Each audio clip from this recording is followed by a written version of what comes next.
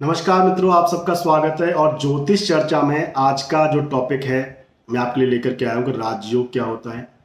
जन्म कुंडली में अगर आप रुचि रखते हैं देखने में और ज्योतिष में अगर आपकी रुचि है तो आपके लिए बहुत ही एक दिमाग में कभी बार प्रश्न आया होगा आपके मन में कि राजयोग जो होता है कैसे फलित होता है, कितने प्रकार के राजयोग होते हैं और राजयोग किस तरह बनता है और इसका महत्व क्या है, इसका इंपॉर्टेंस क्या है। देखिए, राजयोग जो होता है वो क्या होता है, इससे ज्यादा इंपॉर्टेंस ये है कि क्या वो फलित होगा। अगर किसी कुंडली में है राजयोग तो क्या उसका फल मिलेगा, और मिलेगा तो कितना मिलेगा, और मिलेगा भी कि नहीं मिलेगा, ये सबसे ज्यादा इंपॉर्टेंट है। क्योंकि लगभग कुंडलियों में राजयोग जो होता है वो देखने को मिलता है, ज्यादा नहीं तो कम से कम एक राजयोग या दो राजयोग तो देखने को मिलते हैं। अब राजयोग जो होता है वो क्या होता है कि जैसा कि शब्द आप समझ गए होंगे कि राजाओं के समान, यानी राजा के समान, यानी राजा बनाने वाला योग आप इसको कह सकते हैं।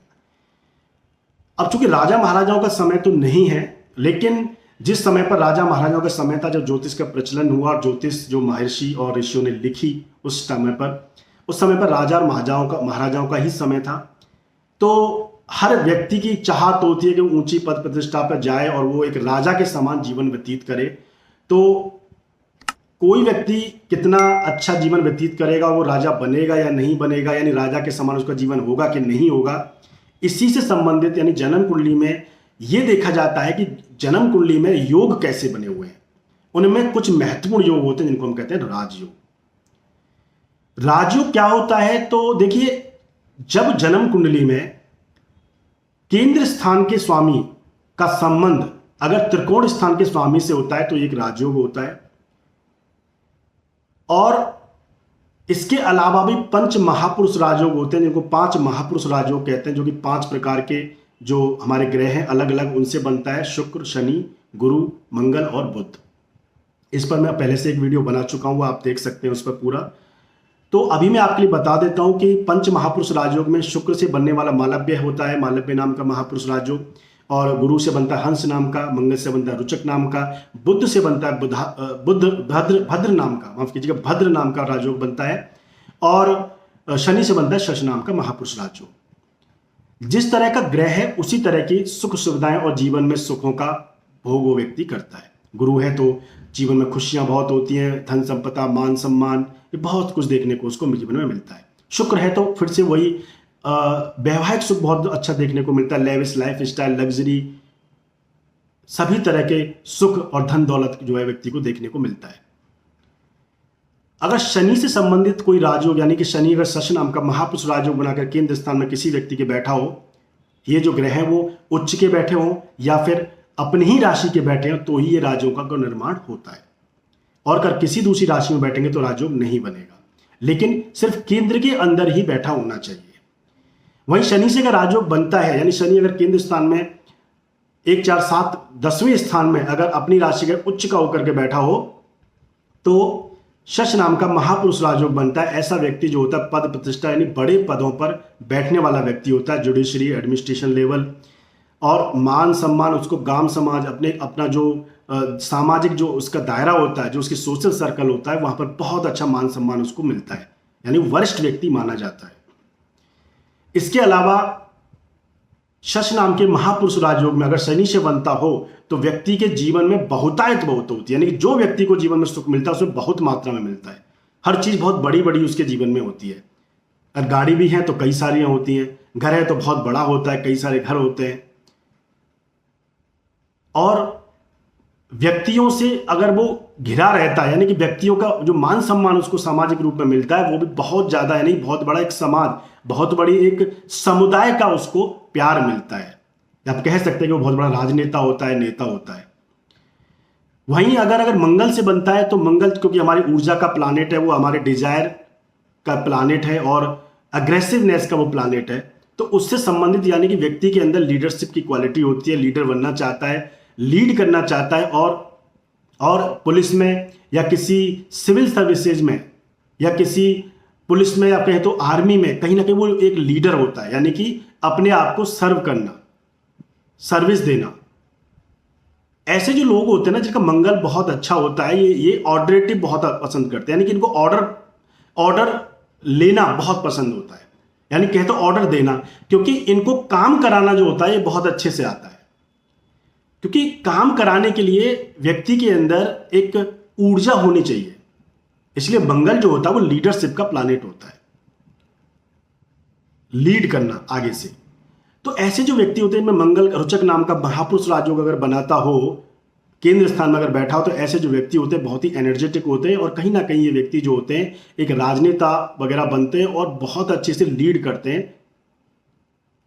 तो इसके अलावा भद्र नाम का महापुरुष राजयोग जो कि बुध से बनता है, कम्युनिकेशन का ये प्लैनेट है। ऐसे जो व्यक्ति होते हैं मीडिया के क्षेत्र में उच्च पदस्थ होते हैं, बहुत अच्छी रेपुटेशन इनको मिलती है, जाने माने फेमस बहुत होते हैं ये।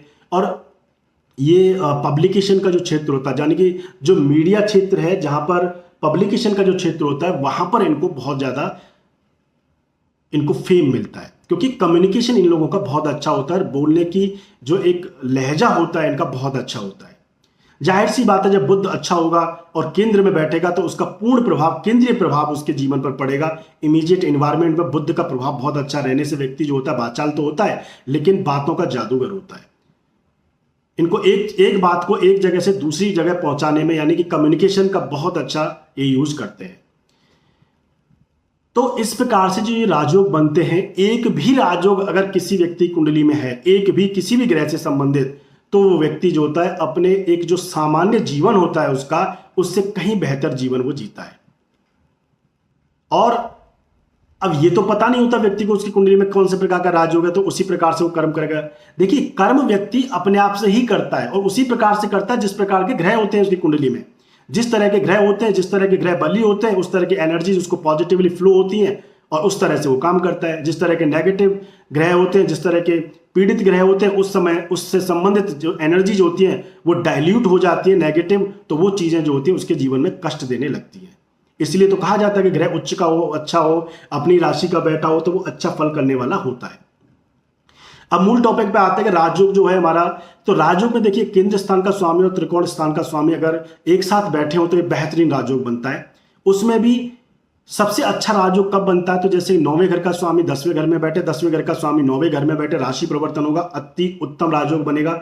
लगन में जाकर के 9वें घर का स्वामी बैठे तो राजयोग बनता है। 5वें घर का स्वामी अगर लगन में बैठे तो राजयोग बनता है। बेहतरीन राजयोग बनते हैं। कई बार आपने देखा होगा इस तरह के राजयोग जो होते हैं ये बनते तो हैं, और बहुत सारे आपकी भी कुंडलियों में होगा ये कोई ना कोई राजयोग ऐसा, लेकिन क्या वो उतना फल करता है, ये देखना बहुत इंपॉर्टेंट है। यही इस वीडियो का मेरा मेन जो है उद्देश्य है। सब लोगों को पता है, सब लोग जानते हैं कि राजयोग कैसे बनता है और कैसे वो लगा हुआ है, उनकी कुंडलियों में भी राजयोग लगा हुआ है। देखिए, कोई भी राजयोग में दोष नहीं होना चाहिए।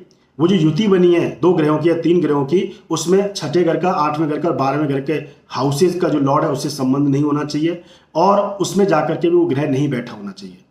ऐसी स्थिति में जो राजयोग होता है वो दूषित होता है, और यानी कि वो एफ्लिक्टेड हो जाता है, तो वो राजयोग अपना पूर्ण फल नहीं करता है। कई बार आपने देखा होगा कि 9वें घर का और 5वें घर का स्वामी जो है एक साथ बैठे तो हैं, 10वें घर में जाके बैठे, बहुत अच्छी स्थिति में बैठे हैं, लेकिन लग्नेश कमजोर है। जब लग्नेश ही कमजोर है तो राजयोग का फल क्या मिलेगा? ये आप उस तरह समझिए कि आपके सामने बहुत अच्छे भोजन रखे हुए हैं, कई तरह के पकवान रखे हुए हैं, बहुत अच्छी मिठाइयां रखी हैं, अति उत्तम भोजन आपके लिए रखा हुआ है। अब चूंकि आप उसका खा नहीं सकते क्योंकि आपका जो शरीर है वो आपको एक्सेप्ट नहीं कर रहा उस भोजन को, यानी कि या तो कोई बीमारी आपके शरीर में है या आपका पेट खराब है। अब उस अच्छे भोजन का आपके लिए कोई तात्पर्य नहीं है, कोई औचित्य नहीं है, उसका कोई सिग्निफिकेंस आपके लिए नहीं है। इसलिए लग्नेश बहुत इंपॉर्टेंट है। अगर ऐसे लग्नेश की दृष्टि उस राजयोग पर पड़ जाए, उस युति पर पड़ जाए, तो ये उसमें 4 चांद लगाने वाला हो जाता है। ऐसा राजयोग बहुत अच्छा फल करता है।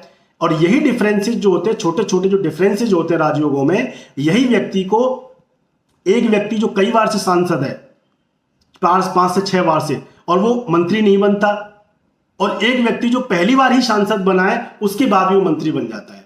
देखिए, इसको इस तरह मत लीजिएगा कि मैं मंत्री और इस तरह का उदाहरण आपको दे रहा हूं। मैं उदाहरण इसलिए आपको देता हूं ताकि आप इसको सही से समझ पाए। यहां कोई मंत्री बनना, उस तरह का बनना कोई बड़ा काम नहीं है। जीवन में और भी बहुत अच्छे कर्म होते हैं जिनको व्यक्ति को एक विनम्र होकर के जैसी परिस्थिति में वो है उसी तरह से उसको करना चाहिए। पर मैं एग्जांपल जो देता हूं आपके लिए इसलिए देता हूं ताकि आप उसको अच्छे से समझ पाए, डिफरेंशिएट कर पाए कि चीजें कैसे एक लेवल पर जाकर के वो अलग हो जाती हैं। तो दोस्तों राजयोग जो होता है ना, ये और भी बहुत बड़ा चैप्टर है और इसमें मैं अगर वीडियो बनाऊं और आपके लिए समझाऊं तो बहुत लंबा समय इसमें चला जाएगा। इसलिए मैंने सोचा है कि मैं एक एक करके छोटे छोटे वीडियोस में आपको ये लेकर के आऊंगा। तो आगे आने वाली वीडियो में इसी को विस्तार से और मैं समझाऊंगा और उसमें आपके लिए लाइव वीडियो में एक कुंडली भी लेकर के मैं आपके लिए आऊंगा कि किस तरह से कई कुंडलियों में अलग अलग राजयोग लगे लेकिन फल जो है वो अलग अलग है। तो सबसे पहले आप ये देखिए कि आपकी जन्म कुंडली में कौन सा राजयोग लगाए और लगाए तो वो कितना फल कर रहा है, क्या वो फल उतना कर रहा है जितना अच्छा राजयोग है। कमेंट में जरूर बताइएगा कि कौन सा राजयोग, किस तरह का राजयोग आपकी जन्म कुंडली में लगा हुआ है। किसी और विषय पर अगर आप चाहते हैं कि कोई ऐसा टॉपिक जो आप पसंद करते हैं जिस पर मैं आपके लिए एक वीडियो लेकर के आऊं, जिस पर मैं आपके प्रश्नों का जवाब दूं कि कैसा कोई प्रश्न आपका ज्योतिष से संबंधित है, तो जरूर कमेंट बॉक्स में बताइएगा, मैं उस पर वीडियो लेकर के आऊंगा। और आगे आने वाली वीडियो में फिर से चर्चा होगी इसी बात पर। तो आज के लिए बस इतना ही, मिलेंगे अगली वाली वीडियो में, तब तक के लिए नमस्कार।